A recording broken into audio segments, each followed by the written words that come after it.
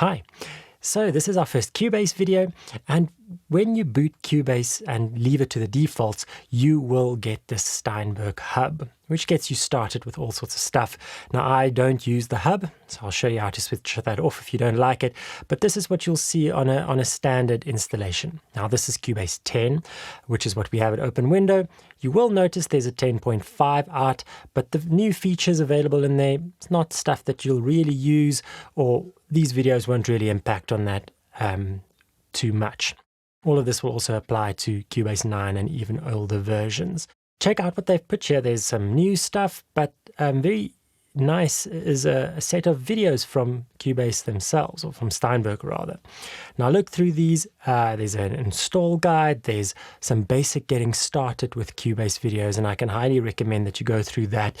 The way I'll be structuring this is a little bit more how we'll be using this, and some tips and tricks for your kind of system that I know you'd be using.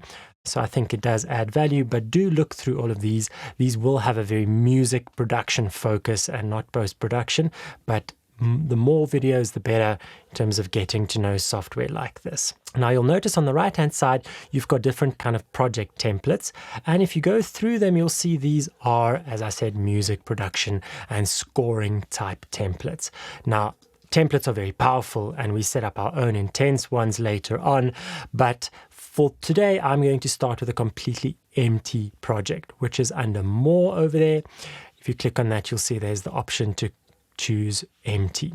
You'll also see at the bottom that you can have a default location, but I like to keep it set on prompt you for your project location. So I'm going to say create, and we have our test folder here that I created earlier to save this project in. Now, even though that you've told Cubase where to save the project, it knows where to record files or store any imported media, you will notice that it's still an untitled, unsaved project.